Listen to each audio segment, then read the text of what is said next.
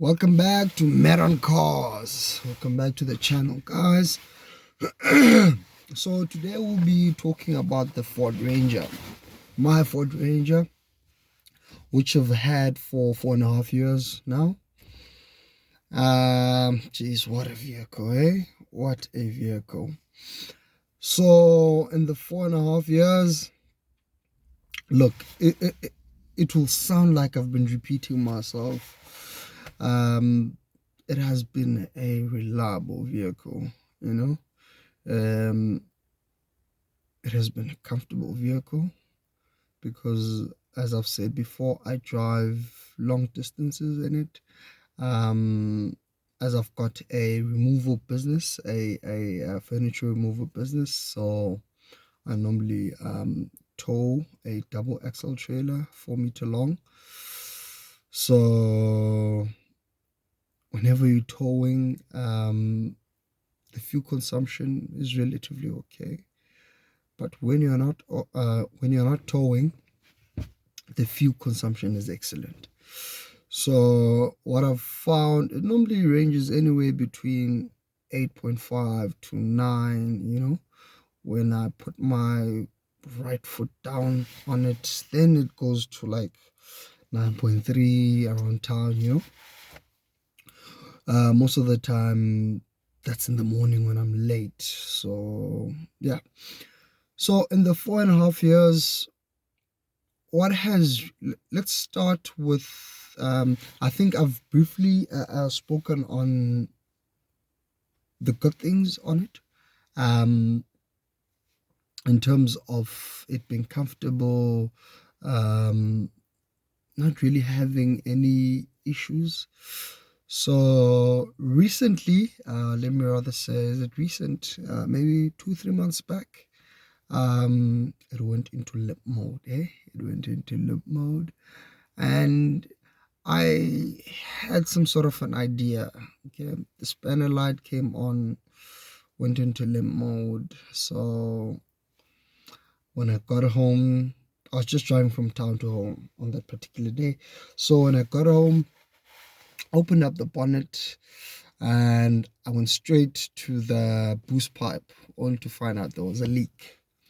And it was Thursday or Friday. So I called up the nearby Ford Ranger Ford dealership where I normally buy some of my parts and service kit, and they said they'll only have it Tuesday. Bear in mind, the following day, I think on a Saturday, I had a trip planned. So the guy just gave me good advice, said, buy some insulation tape, tape around it. That should do it. And guess what? A couple of months later, that insulation tape is still there. I haven't changed that boost pipe. So yeah, it's something that I really have to look into soon. So what really basically kept me from doing it, I've just been busy with trying to sort out the Ford Fiesta, basically trying to sell it. Anyways, so there's been that, and particularly this year, what have I done? So I had a trip to Cape Town in January. My tires are finished, so I had to get some new tires for it. The last time I had some Chinese brand, can't even remember what was the name of it. X-Terrain, something like that, can't remember. But anyways, it just gave me normal mileage as what I normally got with Dunlops that I had. So this year I just told myself, let me spend a bit more money, perhaps, if I put it like that. Bought some Bridgestones. Um, and I was told they've got some sort of warranty. But before I bought the Bridgestones, I think I'd asked on a group, in terms of performance, how do they perform? Are they durable? And yeah, people are like getting 100,000 kilometers out of them. And with my previous tires, I only got 50, 60,000, with the Continentals that it came out with, Dunlops, as well as the X-Terrain that I had. Um, the Continentals were just highway tires. They weren't all-terrain tires. That's the only time I had highway tires. After that, I've been using all-terrain tires. Um, and with the Bridgestones, look, yeah, I would say they are all-terrain, if I can put it like that, because I've been stuck in mud. Something that maybe it has happened once or twice with the previous tires I've used, but I felt like the Bridgestones might have let me down a bit, or maybe I just it was quite muddy where I was driving, so maybe I was expecting too much out of them. But besides that, great tires. I think I only had one puncture at once. And when I went to repair the tire, I think a piece of glass went into it. Other than that, it's been good. It's almost at 20,000 now. When I got to 200,000, I changed the tires. So now I'm sitting on 217. So almost 220. So yeah, I'm rounding off. So they've been good tires. Besides the tires, I think I've been hearing some tiny bit of noise coming from the front suspension. I suspect the front shocks might need replacing soon. So there's that, and there's also I think the fan belt I haven't changed since I've been servicing it myself. So for that, I think I'll rather take it to someone else. It's a bit out of my depth, I think. So those are some of the maintenance items that I'll be looking into very soon. What else about the Ford Ranger? What else? What else? What else? What else?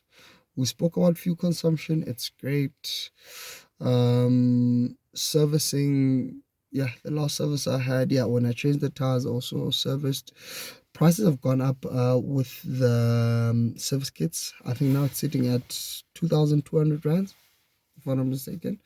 Yeah, the last time when I bought my service kit, because previously I had been paying like 1,005 for a service kit together with oil. So things have gone up quite a bit, but yeah, there's nothing really to complain about. Anything else I'm trying to think. Yeah, man, this Ford Ranger, it's so reliable that I can't really complain. I can't complain about anything. Um, right now, it's just maintenance that I have to go through, and it's not really expensive. I got a quote, I think, from the Ford dealer servicing department. Because the guy there told me that when you're changing the fan belt, if I'm not mistaken, auxiliary belt, also have to change the tensioner, pulley. Can't remember what else. So I think, yeah, can't really remember how much it was. Can't remember how much it was, but I don't really think it's going to be an expensive item to change. The boost pipe, though, he told me that it cost 1,600 rands. What else? What else? What else? Oh, okay. When I changed the tires, I also changed brake pads. Those are also due, because what I've noticed is that every 100,000 kilometers, I have to change my brake pads, and this is the third set. Yeah, it came with the originals. Then I changed those. Yeah, to the second set. Then beginning of this year at 200,000, I changed into the third set. So I basically buy straight from the agent, from the Ford agent, and they're quite a bit pricey than what you'd get at other spares. Those brake pads are like 1,500 rands, but they do an excellent job. As I said, for instance, I sometimes tow a big trailer, so they do an excellent job when I'm towing. So I think by the time I get to 300,000 kilometers, I'll also need to then change the rotary discs. Yeah, I think that's what they're called, disc brakes. Yeah, I would also have to change those together with the brake pads.